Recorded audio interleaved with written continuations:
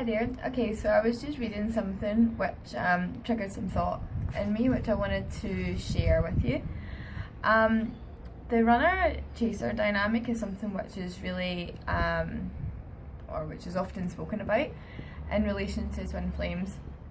And often people talk about one twin being the runner and one being the chaser.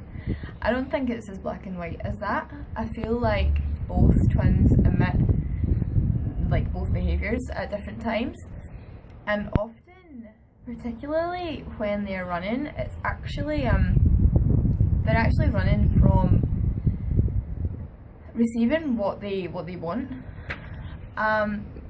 Twins are often, they've experienced some sort of trauma or something in childhood which has caused them to be perpetually seeking something which they never seem to be able to receive, or it constantly eludes them.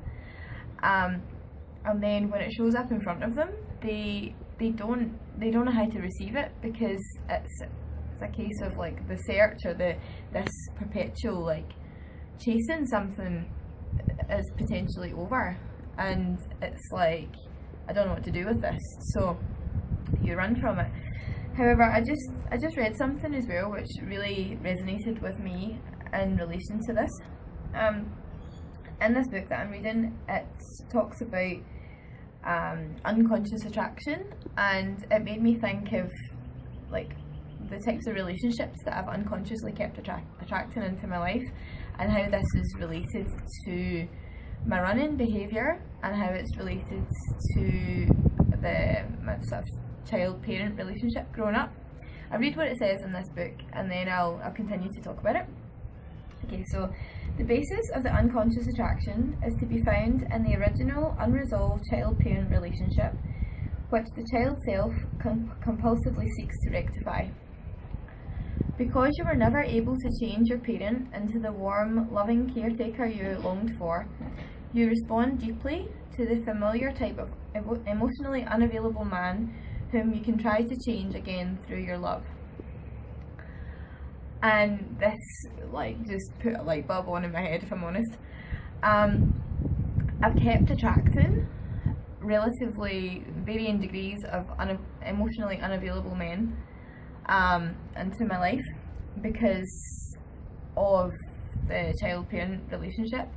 I am to a certain degree with both parents, and I've also seen this, or I know this about my twin, because he's actually expressed it. It's not just from my observation, but he always felt that his mum was emotionally unavailable for him as a child, and really challenged him, and was never really, didn't feel like she was there for him.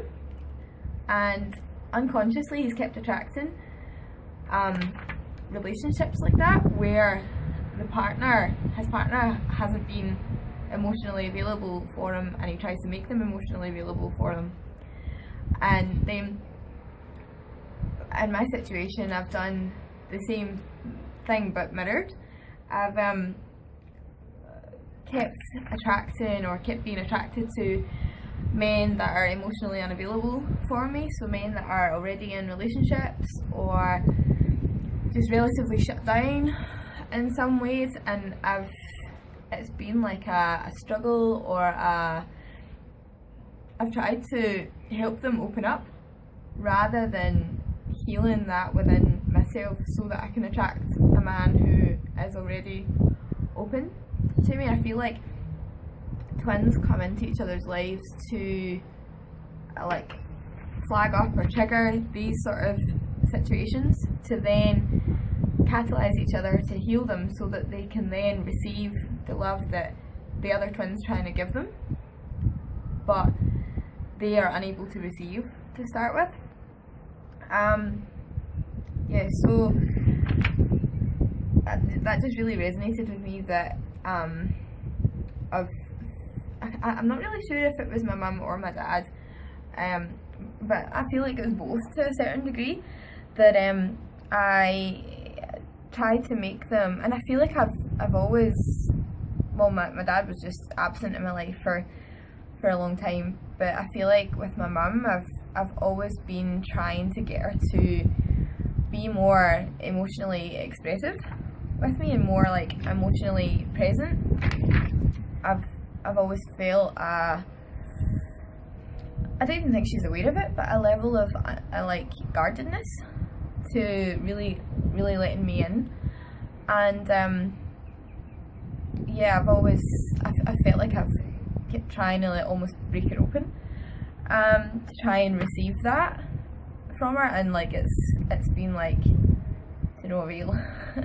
And the only time I seem to get that sort of emotion is from like distorted energy, from a reactive state when we end up arguing or something. It's not been from that authentic giving and receiving place. So yeah, I feel like I'm just rambling a little bit now, but yeah, it just made me realise the importance of going back to like really healing that child-parent relationship in order to change what you attract in romantic relationships, and in order to attract from a more conscious, authentic space rather than from your wounded energy or your distorted energy from childhood. So yeah, so I hope that helps some people, and yeah, I'm sure I'll have something else to say soon. Alright, thank you.